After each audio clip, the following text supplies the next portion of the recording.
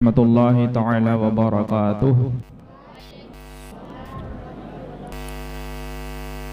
الحمد للہ رب العالمین والصلاة والسلام علی سید المرسلین، اما بعد فاعوذ باللہ من الشیطان الرجیم، بسم اللہ الرحمن الرحیم۔ اہدنا الصراط المستقیم صراط الذین انعمت علیہم۔ آمنت باللہ صدق اللہ مولانا العظیم۔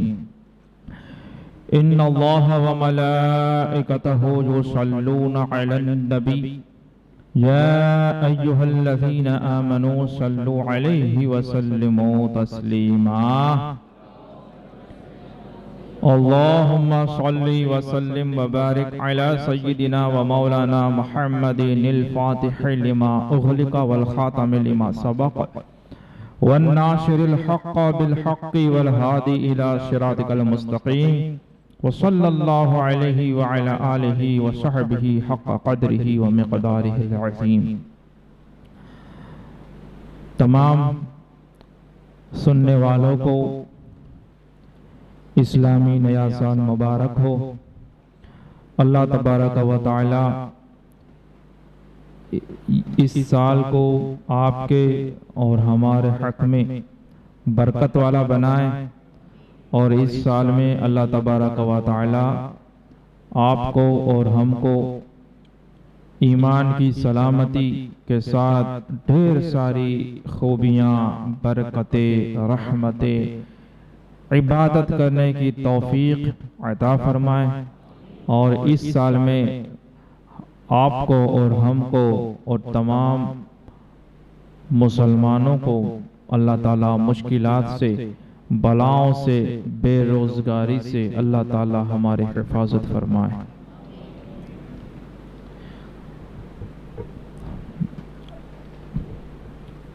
شاہ است حسین، بادشاہ است حسین، دین است حسین، دی پناہ است حسین، سرداد نداد دست در دست یزید، حقہ کے بنا لا الہ است حسین۔ سمجھ میں تو کچھ نہیں آیا ہوگا۔ ہمارے یہاں آج چونکہ ہماری پہلی محفل ہے اور ملاقات بھی اس طرح سے محرم کے موقع پر پہلی بار ہم مل رہے ہیں، لہٰذا کچھ اصولی اور انٹروڈکٹیو ہماری گفتگو رہے گی۔ ہمارے یہاں یہ ایک رواج ہے کہ جب محرم کا مہینہ آتا ہے تو کئی جگہوں پر تقریروں کا انتظام کیا جاتا ہے، بیانات ہوتے ہیں، سبیلیں ہوتی ہیں، اور بہت کچھ امام حسین کی یاد میں وہ سب چلتا ہے۔ اب اس سال کو، اس بات کو، جو کربلا کا واقعہ ہوا اس کو سالوں کے سال گزر گئے، اور سب سے بہترین زمانہ یہ حضور سرور دو عالم جناب احمد مجتبی محمد مصطفیٰ صلی اللہ تعالی علیہ وسلم جب اس دنیا میں جلوہ فرما تھے، یہ سب سے بیسٹ ٹائم پیریڈ اور سب سے بہترین زمانہ تھا۔ ہم دن بدن اس زمانے سے دور جا رہے ہیں، اور جو سب سے برا جو وقت آنے والا ہے وہ ہے دجال کا وقت۔ جب دجال نکلے گا یہ سب سے بڑی آزمائش اور فتنہ ہوگا، سب سے بڑا فتنہ یہ ہونے والا ہے، ہم اس کے قریب جا رہے ہیں۔ لہٰذا جیسے جیسے وقت گزرتا ہے اب لوگ طرح طرح کے پیدا ہونے لگتے ہیں، اور علم جو ہے یہ اللہ کے رسول صلی اللہ علیہ وسلم نے ارشاد فرمایا، علم حاصل کرو اس سے پہلے کہ علم کو اٹھا لیا جائے۔ اور علم کیسے اٹھے گا تو فرماتے ہیں علم اس طرح سے نہیں اٹھے گا کہ لوگوں کے سینوں میں سے علم اٹھا لیا جائے، بلکہ علم یہ علماء کے دنیا سے چلے جانے کے ساتھ اٹھے گا۔ یہ ان کے سینوں میں جو ہوتا ہے، جب یہ دنیا سے جائیں گے ساتھ میں اپنا علم بھی لیتے جائیں گے، تو یہ دن بدن یہ جہالت کا دور ہمارا چل رہا ہے۔ اب ہوا کیا کہ اتنے سالوں میں طرح طرح کے لوگ جو لا الہ الا اللہ محمد رسول اللہ صلی اللہ علیہ وسلم پڑھ رہے ہیں، کلمہ پڑھ رہے ہیں، قرآن بھی پڑھ رہے ہیں، اور اسلام اپنے آپ کو مسلمان بھی کہتے ہیں، اسی میں بہت سارے سوچ والے لوگ پیدا ہو گئے۔ کوئی کہنے لگا کہ یہ اس طرح کی محفلیں سجانا اور اس طرح کی نیازیں کرنا یہ حرام ہے، یہ بدعت ہے، یہ شرک ہے، وہ پتہ نہیں کیا کیا بولنے لگے۔ اور کچھ لوگوں نے یہ کہا جو کچھ بھی کرنا چاہو کرو، سب کچھ جائز ہے، جو من میں آئے موج مزہ جو کرنی ہے کرو، وہ کرنے لگو۔ اب یہ بھی لوگ ہیں، یہ بھی لوگ ہیں، کچھ کہتے ہیں کہ اس میں سے کچھ چیزیں صحیح ہیں، کچھ چیزیں غلط ہیں، یہ بھی ہے۔ لہٰذا اب لوگ جو سوچ وچار کرنے والے لوگ ہیں یہ کنفیوز ہو جاتے ہیں کہ اس میں سے صحیح کیا ہے، کیا یہ صحیح ہے، کیا یہ صحیح ہے، کیا یہ صحیح ہے، کہ سب کچھ صحیح ہے کہ پھر سب کچھ غلط ہے۔ اب یہ جاتا ہے حق کی تلاش میں اور سچ کو ڈھونڈنے میں، یہ جاتا ہے مولوی گوگل کے پاس جاتا ہے، گوگل پہ جا کر وہ سرچ کرتا ہے، یوٹیوب پہ جا کر وہ دیکھتا ہے، اور اس کو واٹس ایپ پر وہ 2-4 منٹ کی کوئی ویڈیو کلپ آتی ہے، وہ اس کو سنتا ہے۔ اب اس میں ایسا ہی کوئی لباس کسی نے پہنا ہوا ہے، جبہ ہے یا پٹھانی ہے، اوپر پگڑی ہے یا تو ٹوپی ہے، اور داڑھی ہے کسی کی، اور اب تو داڑھی بغیر کے بھی چلتے ہیں وائس کرنے میں، ٹائی والے بھی چلتے ہیں، اور سوٹ کوٹ والے بھی چلتے ہیں دین کی باتیں کرنے میں۔ وہ کہتے ہیں کہ حدیث پر عمل کرو، حدیث پر عمل کرو، اور خود کوٹ اور ٹائی پہن کر، سوٹ بوٹ پہن کر، اور وہ خس خسی داڑھی لے کر بیٹھے ہوتے ہیں، وہ سکھاتے ہیں لوگوں کو۔ اب اس کے من میں جو آتا ہے وہ بیان کرتا ہے، اب وہ طرح طرح کی ایسی نوجوان مسلمان کلپ سنتا ہے۔ علم تو اٹھ رہا ہے، علماء کی قلت ہے، جہالت کا دور دورہ ہے۔ اب یہ پریشانی میں آ جاتا ہے کہ اس میں سچ کیا ہے اور غلط کیا ہے، کیا یہ اتنا زبردست وہ کنفیوژن میں پڑ جاتا ہے پھر کہ معاذ اللہ وہ اسلام سے ہی بدزن ہو جاتا ہے، اسے پھر کسی پہ بھروسہ ہی نہیں رہتا ہے، یا کسی غلط راہ پہ چلا جاتا ہے۔ لہٰذا اب جو ہمیں سمجھنا ہے اور سیکھنا ہے وہ یہ ہے کہ اس میں سے سچ کیا ہے اور حق کیا ہے۔ ایک بات، اس کے لیے ہمیں کیا کرنا پڑے گا، اور یہ کتنی اہم بات ہے، اور یہ نجات کا کتنا دار و بدار اس پر ہے، یہ ہمیں کیسے پتا چلے گا، وہ آپ کو معلوم ہوگا کہ دعا کرنا کیا ہے۔ دعا کرنا یہ کیا ہے، فرض ہے، واجب ہے، کیا ہے؟ فرماتے ہیں الدعاء مخ العبادہ، کہ دعا یہ عبادت کا مغز ہے، یہ اس کا جو کور ہوتا ہے وہ ہے۔ یہ دعا کرنا اتنا اہمیت رکھتا ہے۔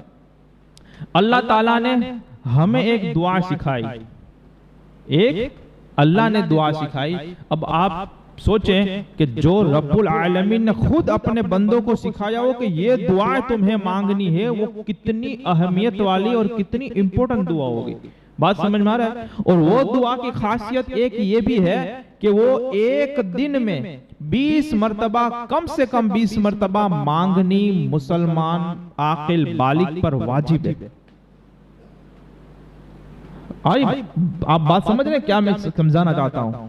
اللہ نے ایک دعا سکھائی، اور وہ بھی ایسی دعا کہ کم سے کم 20 مرتبہ وہ دین میں مانگنی واجب ہے۔ تو آپ سوچیں کہ یہ کتنی اہمیت والی دعا ہوگی کہ پروردگار ہمیں خود سکھا رہا ہے کہ مجھے اس طرح سے سوال کرو اور مجھ سے یہ مانگو۔ وہ کیا مانگنا ہوتا ہے؟ یہ ہوتا ہے کہ جو قرآن مجید جیسے ہی شروع کرتے ہیں، سب سے پہلے سورہ فاتحہ آتی ہے، اس سورہ فاتحہ میں پہلے اللہ کی حمد ہوتی ہے، اس کے رحمان اور رحیم ہونے کا تذکرہ ہوتا ہے، پھر اس کو قیامت کے دن کے مالک ہونے کا تذکرہ ہوتا ہے، پھر اللہ کی بارگاہ میں یہ کہا جاتا ہے ایاک نعبد و ایاک نستعین، اے اللہ ہم تیری ہی عبادت کرتے ہیں اور تجھ ہی سے مانگتے ہیں۔ پھر وہ کیا مانگ رہے ہیں، وہ کیا مانگ رہے ہیں اور ہمیں کیا مانگنا ہے، وہ خود پروردگار بتا رہا ہے۔ اب تمہیں مانگنا ہے اہدنا الصراط المستقیم، اے اللہ ہمیں سیدھا راستہ چلا۔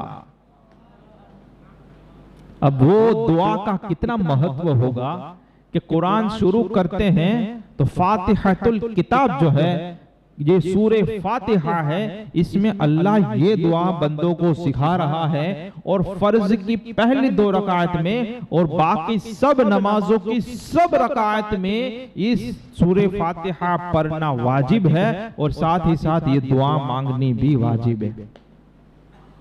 یعنی میں یا آپ یا کوئی مولوی یا کوئی پیر کہے کہ میں ہدایت پا گیا ہوں، میں تو اب فلاں ولایت کے مقام پر پہنچ گیا ہوں، کتنا ہی بڑا ولی کیوں نہ بن گئے ہو، تمہیں اللہ کی بارگاہ میں یہی مانگنا ہے، اے اللہ ہمیں سیدھا راستہ چلا۔ اب کچھ لوگوں نے ترجمہ کیا کہ سیدھا راستہ دکھا، تو چونکہ اب راستہ تو دیکھ چکے، سیدھا راستہ کیا ہے؟ محمد مصطفیٰ کا راستہ سیدھا راستہ ہے، شریعت کا راستہ سیدھا راستہ ہے، وہ تو مسلمان کو پتا چل گیا۔ اور اگر کوئی ولی بھی بن گیا تو اس نے دیکھ تو لیا کہ سیدھا راستہ کیا ہے، لیکن جب بھی وہ نماز پڑھے گا، پوری رات 100 رکعتیں پڑھے، 200 رکعتیں پڑھے کہ 400 رکعتیں پڑھے، وہ ہر مرتبہ یہ واجب ہی ہے سورہ فاتحہ، اور اس میں یہ دعا ہی مانگنا واجب ہے کہ اہدنا الصراط المستقیم، اے اللہ ہمیں سیدھے راستے پر چلا۔ آئی بات سمجھ میں؟ اب یہ سیدھا راستہ کیا ہے؟ تو بات یہاں پہ ختم نہیں ہو جاتی کہ بس دعا مانگ لیا اور یہ سیدھا راستہ ہو گیا، آگے پھر اس کی تفسیر آتی ہے۔ خود پروردگار فرماتا ہے کہ وہ سیدھا راستہ کون سا ہے، اور ہمیں دعا میں بھی وہ اس کا تذکرہ کرنا ہے، اے اللہ ہمیں سیدھا راستہ چلا، لیکن کون سے والا سیدھا راستہ اللہ کو تو معلوم، لیکن ہمیں اسے وہ تفسیر میں کیا آتا ہے آگے فرماتا ہے صراط الذین انعمت علیہم، اے اللہ ہم تیری ہی عبادت کرتے ہیں، تجھ ہی سے مدد مانگتے ہیں، ہمیں سیدھا راستہ چلا، ان لوگوں کا راستہ جن پر تیرا انعام نازل ہوا۔ اب یہاں تو اتنا تو ہمیں پتا چل گیا کہ سیدھا راستہ کن لوگوں کا راستہ ہے۔ اس سے ایک مسئلہ ہمیں یہ بھی سمجھ میں آ گیا کہ صرف قرآن لے کر بیٹھ جانے سے اور صرف اپنے آپ کو بولے ہم تو مسلمان ہیں، سیدھا کتاب اللہ سے دیکھ لیتے ہیں اور کوئی بھی حدیث کی کتاب اٹھا کر ہم سمجھ لیتے ہیں، ہمیں کسی علماء کی ضرورت نہیں، نہ امام اعظم ابو حنیفہ کی ضرورت، نہ امام شافعی کی ضرورت، نہ امام مالک کی ضرورت، نہ امام احمد بن حنبل کی ضرورت، نہ امام بخاری و مسلم کی ضرورت، نہ پیران پیر غوث اعظم دستگیر کی ضرورت، نہ خواجہ غریب نواز کی ضرورت، نہ کسی کو صحابی کی ضرورت، نہ عبداللہ بن عباس کا ہمیں قول سننا ہے، نہ ابن مسعود کا ہمیں قول سننا ہے، نہ ابن عمر کا ہمیں قول سننا ہے، بس قرآن پڑھو اور یہ کامیاب ہو جاؤ۔ نہیں نہیں نہیں نہیں، نہ ہمیں کسی ولی کی ضرورت ہے۔ اگر کوئی یہ عقیدہ رکھتا ہے، قرآن رد فرما رہا ہے کہ ایسے کام نہیں چلنے والا ہے، تمہیں ان لوگوں کا راستہ چلنا پڑے گا جن پر میں نے انعام نازل فرمایا ہے۔ اب انعام اس نے کس پر نازل فرمایا ہے؟ ایک جگہ پر فرماتا ہے کہ من یطع اللہ ورسولہ، جس نے اللہ اور اس کے رسول کی فرما برداری کی، اولئک مع الذین انعم علیہم من النبیین والصدیقین والشہداء والصالحین۔ اللہ نے ان لوگوں پر انعام نازل فرمایا، اللہ نے انبیاء کرام پر انعام نازل فرمایا، اللہ نے صدیقین پر انعام نازل فرمایا، اللہ نے شہیدوں پر انعام نازل فرمایا، اللہ نے اولیاء کاملین پر انعام نازل فرمایا۔ اب ہمیں اگر کامیاب ہونا ہے، ہمیں سیدھا راستہ چلنا ہے، تو ہمیں دیکھنا پڑے گا کہ جن پر اللہ نے انعام نازل فرمایا، نبی، صدیق، شہید اور صالحین، ان کا راستہ کون سا تھا، وہ کس راستے پر چلے اور کس طرح سے چلے۔ جب تک ہم ان کو نہیں دیکھیں گے، جب تک ہم ان کی باتوں کو نہیں سمجھیں گے، جب تک ہم ان کی زندگیوں کا ابھیاس اور اسٹڈی نہیں کریں گے، ہم ادھر ادھر گمراہی میں ہی بھٹکتے رہیں گے۔ اتنی بات سمجھ میں آ رہی ہے کہ نہیں آ رہی ہے؟ لہٰذا اب ہم پر یہ ضروری ہو گیا کہ ہم انعام یافتہ لوگوں کی زندگیوں کو پڑھیں، ان کے بارے میں معلومات حاصل کریں۔ کہ انہوں نے قرآن پر تو عمل کر رہے ہیں تبھی تو انعام والے ہیں، سنت پر تو عمل کر رہے ہیں تبھی تو انعام والے ہیں، اللہ ان سے راضی تو ہے تبھی تو وہ انعام والے ہیں، لیکن ان کی زندگی کیا تھی، وہ کیا درس دے کر گئے، وہ کیسی زندگی گزارتے گئے؟ ہم کہتے ہیں قرآن پر عمل کرو، سنت پر عمل کرو، یہ سنت نبی پر عمل کرو، شریعت پر عمل کرو، لیکن کوئی ہمیں عمل کر کے تو دکھائے کہ عمل ایسے ہوتا ہے، شریعت کی پابندی ایسے ہوتی ہے، سنت کی پیروی ایسے ہوتی ہے۔ جب تک آپ کے سامنے کوئی جیتا جاگتا رول ماڈل نہیں ہوگا، جب تک آپ کے ذہن و فکر میں کسی شخصیت کا تصور نہیں ہوگا، آپ کو سمجھ میں ہی نہیں آئے گا کہ کیا کرنا ہے اور کیا نہیں کرنا۔ لہٰذا وقت کے بدلنے کے ساتھ ساتھ یہ دین کو تبلیغ کے یہ سسٹم بھی تھوڑی بدلنے لگی، اور اس طرح سے ایک سسٹم یہ پیدا ہو گئی کہ جب ایسے کوئی بڑے دین آتے ہیں، جیسے ہم نے حضرت عمر فاروق اعظم رضی اللہ تعالیٰ عنہ کی زندگی کے بارے میں، حضرت عثمان غنی رضی اللہ تعالیٰ عنہ کے بارے میں، اور ابھی محرم کے 10 بیانات کے موقع پر ہم اسی لیے جمع ہوتے ہیں کہ ہم وہ سمجھیں، وہ ہم سنیں کہ انہوں نے آخر کون سی زندگی گزاری تھی، انہوں نے کس طرح سے زندگی گزاری تھی، اور انہوں نے زندگی کا ان کا مقصد اور ان کا مطلب کیا تھا، وہ ہم سمجھنے کے لیے یہاں پہ جمع ہونا ضروری ہم پر ہو جاتا ہے۔ اگر ہم یہاں پہ جمع نہ ہو، ایسی باتیں نہ سنیں اور بس اپنے من میں آئے وہ کرتے رہیں، تو وہ سیدھے راستے سے بھٹکتے دیر نہیں لگتی۔ انسان پھر کیا کرتا ہے؟ پھر اللہ والوں کی باتیں بولتا ہے، نہیں یہ تو ناجائز ہے، یہ کہتے امام حسین کی یاد بناؤ، یاد بنا کہ ہم کیا کر رہے ہیں، کیا شرابیں پی رہے ہیں، کیا ہم کیا کر رہے ہیں؟ یہ وہ ان کی زندگی تو بیان کر رہے ہیں کہ جب نبی کے نواسے ہیں، رسول اللہ کو دیکھا، صحابہ کرام کو دیکھا، مولا علی کی صحبت پائی، تو پھر انہوں نے کیا دین کو سمجھا، اللہ اور اس کے رسول کا پیغام کیا ہے، ان کو جو سمجھ میں آیا انہوں نے وہ زندگی میں عمل کیا۔ ان کو دیکھ کر ہم عبرت حاصل کریں اور ہم سبق سیکھیں کہ زندگی ایسے گزاری جاتی ہے، شریعت اور سنت پر ایسے چلا جاتا ہے۔ آئی بات سمجھ میں؟ یہ ہوئی سب سے پہلی بات، اور اس سے یہ بھی آپ ثابت ہوا کہ یہ 10 دنوں میں ہمیں کرنا کیا ہے۔ اب میں دوسری بات پر آ رہا ہوں، وہ بات یہ ہے کہ جیسے ہمارے دوسرے کام فارمالٹی اور رسمی ہو جاتے ہیں، اس طرح سے ہماری تقریریں اور بیانات بھی رسمی بن جاتے ہیں۔ کیسے؟ ایسے کہ آپ نے، اللہ نے آپ کو تھوڑا مال دیا ہے، آپ نے اسٹیج وشز لگا دیا، لائٹنگ وائٹنگ کر لی، مائک سسٹم سیٹ کر لی، اور کسی مولوی کو بلا لیا۔ اب آپ خوش ہو گئے، ہم نے پروگرام رکھا ہے 10 دن کی تقریر کا، اب بیان کرنے والا بھی خوش ہو گیا، تقریر ہے اپنی 10 دنوں کا بیانات ہے، لیکن یہ صحیح تھا، اس سے کیا کب پتا چلے گا؟ 10 دنوں کے بعد اگر آپ کی زندگی میں کوئی بدلاؤ آیا، آپ کو کچھ سیکھنے کو ملا، تو یہ سب کامیاب ہے، ورنہ چلا چلا کے نکل جانا یہ کوئی بات نہیں بنی۔ اور تقریر، یہ بیانات، یہ اصل میں کیا ہوتے ہیں؟ لوگوں نے سمجھ لیا ہے کہ جو جتنا زیادہ چلاتا ہے وہ اتنا جوردار مولانا کہوائے۔ چلانے کا کام مطلب ہے، چلانے کی جگہ ہوتی ہیں، جب موقع آتا ہے تو چلایا بھی جاتا ہے، لیکن جب سمجھانا ہوتا ہے، آپ کے گھروں میں چھوٹے بچے ہوں گے، آپ کے آس پاس میں چھوٹے بچے ہوں گے، آپ بچوں پہ چلاتے ہیں، آپ بولیں گے ہاں چلاتے ہیں، لیکن کیا 24 گھنٹے چلاتے ہیں؟ نہیں نہیں نہیں نہیں، کبھی کوئی ایسا موقع آتا ہے، کبھی کوئی ایسی بات ہوتی ہے، آپ کو لگتا ہے یہاں پہ اسے ڈانٹنا پڑے گا، اسے دھمکانا پڑے گا، یہاں پہ چلانا پڑے گا تاکہ اس پہ خوف بیٹھ جائے، یہ دوبارہ نہ کرے۔ وہاں پہ آپ چلاتے ہیں، لیکن سر پہ بھی ہاتھ پہ تو پھیلاتے ہیں، اس کو گود میں بٹھا کے سمجھاتے بھی تو ہیں، اس کو چاکلیٹ دے کر کوئی بات منواتے تو ہیں۔ تو یہ ساری چیزیں ایک عالم میں ہونی چاہیے، ایک مقرر میں ہونی چاہیے، کب اسے چلا کے بات کرنی ہے، کب اسے سمجھا کے بات کرنی ہے، کب آنکھیں بڑی کر کے بات کرنی ہے، اور کب مسکرا کے بات کرنی ہے، تاکہ دین کی صحیح تشریح لوگوں تک پہنچے، اور دین اور سیدھے راستے کی صحیح معلومات لوگوں تک پہنچے۔ لہٰذا یہ آپ چکر میں نہ پڑیں، اور ان باتوں میں آپ نہ پڑیں کہ بس یہ تقریریں ہیں، ہمیں بس جانا ہے، یہ 30 منٹ کی ہے یا 25 25 मिनट की जो भी है या 1 घंटे की है, हम राजी हो गए, खुश हो गए। हाँ 22 में गया था, कितने दिन गए? बोले 10 दिन। क्या हासिल किया? क्या 10 दिनों में आपको कुछ सीखने को भी मिला कि सिर्फ चिल्ला ही मिला है, या फिर खाने को ही मिला है, या फिर चाय ही मिली है, या फिर शेरनी ही मिली है? कि क्या 10 दिनों की बयानात सुनने के बाद कुछ बदलाव आया? क्या आपके दिल में कुछ असर हुआ?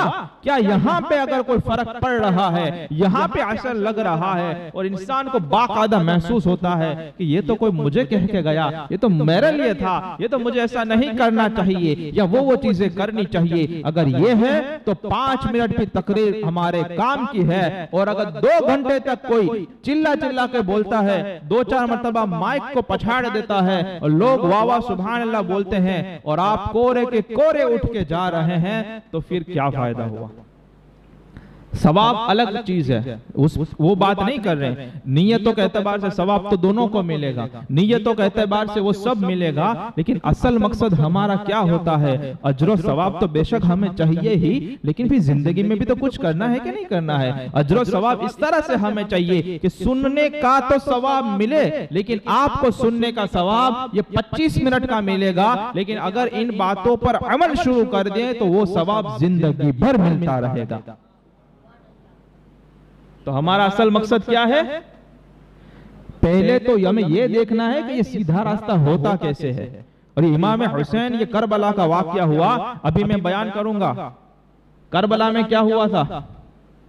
बयान सुनना है? सुने। हजरत अमीर मुआविया रज़ियल्लाहु ताला अन्हु का इंतकाल हुआ। बोले हाँ। तख्त पे कौन बैठा? यजीद। किसने बैत के नाम बोल दिया? किसने बोला कि मैं बैत नहीं करूंगा? इमाम हुसैन ने। फिर क्या हुआ? कूफा वालों ने खत लिखे। इमाम हुसैन मदीना से कूफा गए, रास्ते में इनको रोक दिया गया। कहां पर? किस जगह पर? इन पर खाना पानी बंद कर दिया गया। कहां पर बंद कर दिया गया? करबला में। इनको घेर लिया गया। पानी 3 दिन बंद रहा। छोटे बच्चे हैं, ख्वातीन, औरतें हैं, सब। फिर क्या हुआ? क्या हुआ? आमना सामना हुआ। इमाम ने खुतबा दिया, समझाने की कोशिश की, जंग टालने की कोशिश की। उनको कहा मुझे वापस देने, उन्हें बोले नहीं, ये खत्म ही करना है, ये हो गया, वो हो गया। फिर क्या हुआ? जंग हुई और यहाँ पर शहीद हो गए। इमाम ज़ैनुल आबिदीन बीमार थे, खेमे में थे, बच गए। बाकी सारे हम मर्द अफराद क्या हुए? शहीद हो गए ना। तकरीर तो खत्म हो गई। यही होता है ना, यही पूरा वाक्य तो यही है ना। वो तो थोड़ी बदलता है, अपने थोड़ी कथा वार्ता चलता है कि वो हर वक्त नई वार्ता लेकर आएंगे। कभी अली बाबा 40 चोर सुना दिया, तो कभी ओंदेड़ी और खिसकोली की वार्ता सुना दिया। ऐसा तो नहीं हुआ। वो एक मरतबा वाक्य हुआ, वही हुआ ना। और आप कितने सालों से ये बयान सुन रहे हैं? जब से आप समझदार हुए होंगे, अनुमान यही होता है हमारे शहरों में कि जब से आदमी समझदार होता है 8-10 साल का, तब से इस तरह का हमारे मुहर्रम के बयान चलते हैं। 50-60 साल का हो जाता है, ये हर मुहर्रम में यही होता है। आपने क्या सीखा? क्या मुहर्रम जाने के बाद क्या 10 बयान नहीं बल्कि 2 बयान सुनने के बाद भी कुछ फर्क पड़ा? कि ढोर की तरह ऐसे ही कैसे ही रहे? तकरीर का असर न होना, बयान का असर न होना, उसकी 2 ही वजह होती है। एक, या बोलने वाले में कुछ खामी है या सुनने वाले में कुछ खामी है। बोलने वाले खामी से मुराद जबान से तो पावरफुल आदमी होता है। खामी से मुराद ये है कि बोलने वाले के दिल में वो बात नहीं है, उसके पास वो रूहानी पावर नहीं है जो तुम्हारे दिलों को चीरता हुआ निकल जाए। या फिर सुनने वाले, बोलने वाला तो मुकामिल है, बोलने वाला तो जबरदस्त है, वो तो रूहानी शख्सियत है, लेकिन सुनने वाला ये इतना पत्थर दिल है कि कितनी ही नसीहत करो, जैसे पत्थर पे पानी गिरता है वो बह के निकल जाता है, वहां पे कोई फसल नहीं उगती, वहां पे सब्जा नहीं उगता, वहां पे कोई फल पैदा नहीं होता, बस पानी बहता चला जाता جاتا ہے، وہ پتھر سے نکلتا جاتا ہے، تو یا تو بولنے والے میں کوئی خامی رہ گئی یا پھر سننے والا ایسا پتھر دل ہے کہ وہاں سے پانی تو بہا، واضح اور نصیحت تو نکلی، قرآن و حدیث کی باتیں تو گزری، لیکن وہ تو ویسے کا ویسا ہی رہا تھا۔ اب ہمیں یہ کہنا ہے کہ انشاءاللہ آپ بھی دعا کریں، میں بھی دعا کروں کہ ہمارے ان محفلوں کو اس طرح سے ضائع نہیں جانے دینا ہے۔ انشاءاللہ ہمیں وہ کام کرنا ہے کہ آپ اور ہم وہ محسوس کریں کہ 10 دن پہلے والے ہم الگ تھے، 10 دن کے بعد ہم الگ ہو گئے ہیں، اور اللہ کے لیے سب کچھ آسان ہے۔ آئی بات سمجھ میں؟ لہٰذا دو باتیں ہوئی، ایک تو ہمیں ان باتوں سے، ان تذکروں سے، ان واقعات سے یہ عبرت حاصل کرنی ہے، اور یہ میں نے تقریر تو ختم ہو گئی نا، 10 دنوں کے محرم کے بیانات آپ کو سب کو معلوم ہے، تو یہاں پہ کیوں آئے ہو تم؟ سب بول رہے ہیں کہ یزید بیٹھ گیا، امام نے نہ بول دیا، یہ جنگ ہو گئی، پانی بند ہو گیا، تو کیا یہاں بیٹھ کے رونا ہے کیا ہم کو؟ کیا ہم یہاں بیٹھ کے روئیں گے امام پہ پانی بند ہوگا یہ وہ، اور خود پیٹ بھر کے کھاتا ہے، امام کی یاد میں روزہ نہیں رکھتا ہے؟ پھر آئی بات سمجھ میں؟ تو لہٰذا اب ہم کو ان واقعات میں اس طرح سے نہیں ہوگا کہ آپ بس جیسے وہ تھا ویسے ہی سنتے رہیں، انشاءاللہ اس کا انداز بھی مختلف ہوگا، اور انشاءاللہ اس میں ہمیں سیکھنے کو سمجھنے کو بھی ملے گا۔ لہٰذا ابھی سے یہ ذہن بنائے کہ یہ ہمیں کیوں سیکھنا ہے، یہ ہمیں کیوں سننا ہے، یہ ہمیں اس لیے سننا ہے کہ امام حسین اور دوسروں امام حسن رضی اللہ تعالی عنہما، اور جو بھی اس میں دوسرے کا تذکرہ ہے، ان کی زندگیوں سے سیکھ کر ہمیں عمل میں لانا ہے اور اپنی زندگی میں اتارنا ہے۔ کیا آپ وہ ذہن بنا رہے ہیں؟ کیا آپ وہ نیت کر رہے ہیں کہ بس صاحب بولنا ہے کہ ہاں جامع مسجد میں جاتے ہیں، وائز میں یہ ہوتا ہے وہ ہوتا ہے؟ نہیں، وائز و نصیحت یہ کیسی ہوا کرتی ہے؟ کیا آپ نے نہیں سنا کہ اللہ کے رسول سرور دو عالم صلی اللہ علیہ وسلم کے منسوب ایک بات ابن حجر العسقلانی رحمت اللہ علیہ بڑے محدث گزرے ہیں، وہ فرما رہے ہیں علیکم بمجالست العلماء واستماع کلام الحکماء فإن اللہ تعالی یحیی القلب المیت بنور الحکمت کما یحیی الارض المیتۃ بماء المطر، کہ تم پر علماء کی محفل میں بیٹھنا اٹھنا، علماء کے ساتھ اٹھک بیٹھک کرنا، ان کے ساتھ ہم نشینی کرنا، ان کے ساتھ یہ بیٹھک رکھنا، یہ تم پر لازم ہے، یہ تم پر ضروری ہے۔ اور اسی طرح جو علماء ربانیین ہوتے ہیں، جو دلوں کے عالم ہوتے ہیں، روحانی طبیب ہوتے ہیں، جو حکماء ہوتے ہیں، ان کی باتوں کو غور سے سننا، توجہ سے سننا، یہ بھی تم پر لازم ہے۔ کیوں کہ اللہ تبارک و تعالی مردہ دلوں کو نور حکمت سے اسی طرح زندہ فرماتا ہے جس طرح مردہ زمین کو بارش کے پانی سے زندہ فرماتا ہے۔ لہذا بیانات، تقریریں، وعظ یہ صرف چلا چلا کرنے کا نام نہیں ہے، یہ صرف واقعات اور شاعریاں سنانے کا نام نہیں ہے، یہ بہت بڑا پیغام ہے۔ ابن جوزی جیسے ہمارے بڑے بڑے واعظ گزرے ہیں، اس کے سوا بھی بہت اس سے بھی بڑے بڑے واعظ گزرے ہیں۔ ہمارے خود پیرا سیدنا شیخ حضور غوث اعظم رضی اللہ تعالیٰ عنہ، وہ بھی واعظ و نصیحت فرمایا کرتے تھے، اور آپ کی واعظ و نصیحت کا یہ حال تھا کہ ایک ہی مجلس میں اس زمانے میں سنتے ہزار لوگ بیٹھا کرتے تھے، اور حضرت داؤد علیہ السلام بھی وہ بھی اسی طرح سے وہ سمجھایا کرتے تھے، اور ہمارے نبی پاک سرور دو عالم بھی یہی منبر پر کھڑے ہو کر وہ بھی وعظ و نصیحت اور خطاب فرمایا کرتے تھے۔ لیکن ان کے خطاب کا عالم کیا تھا؟ جو خود نہ تھے راہ پر وہ اوروں کے ہادی بن گئے، وہ دوسروں کو ہدایت دینے والے بن گئے۔ اور یہاں پر وہاں پر یہ حال تھا۔ ان کے بعد میں دوسرے صوفیاء کرام اور بزرگان دین کے بھی ایسے واعظ رہتے تھے کہ جب وہ بیان کرتے تھے تو لوگوں کی روح جسموں سے نکل جایا کرتی تھی۔ حضور غوث پاک کے بھی کئی واقعات ایسے ہیں کہ جب وہ واعظ کرتے تھے تو ان کی محفلوں سے جنازے اٹھا کرتے تھے، ایسا پر اثر ان کے واعظ ہوا کرتے تھے۔ کئی اولیاء کرام کے واعظ ہوا کرتے تھے، تو ان واعظوں میں حضور سرکار دو عالم صلی اللہ علیہ وسلم کی زیارت لوگوں کو ہوا کرتی تھی، وہ فیضان نبی پاک کا ملا کرتا تھا۔ تو پھر ہمیں بھی یہ سوچنا چاہیے کہ اگرچہ ہم ان جیسے تو نہیں ہیں، لیکن کچھ نہ کچھ تو چھینٹے ہمیں بھی ملنے چاہیے۔ ہم تو پورے سال میں 52 بیانات جمعہ کے سنتے ہیں، محرم کے 10، 12 شریف کے 12، 11 شریف کے 11، شاید چھٹی کے 6 اور پھر تیجے 40 میں زیارت میں شادیوں میں اتنا کچھ سننے کے بعد بھی ہم کو ذرہ برابر فرق نہیں پڑتا، 1% بھی تبدیلی نہیں آتی، تو دو ہی چیزیں ہو سکتی ہے، یا تو بیان کرنے والے کے یہاں پہ کچھ خامی ہے یا پھر ہمیں کچھ خامی ہے۔ اگر بیان کرنے والے کے یہاں خامی ہے تو دعا کر اللہ تعالیٰ اس کی اصلاح فرمائے اور ان کی باتوں میں تاثیر پیدا کرے، اور اگر ہمارے یہاں کچھ خامی ہے، ہمارا دل یہ پتھر دل ہو گیا ہے، تو جس طرح سے کورونا ہوتا ہے، کینسر ہوتا ہے، آپ کہتے ہو یہ ڈینجر بیماری ہے، اس سے آدمی مر جاتا ہے، بھاگتے بھاگتے ہاسپٹل میں جاتے ہو، وہاں پہ کہتے ہیں ایڈمٹ کرنا پڑے گا، ڈاکٹر کہتا ہے گارنٹی کچھ بھی نہیں، اس کو ایڈمٹ کرا دو،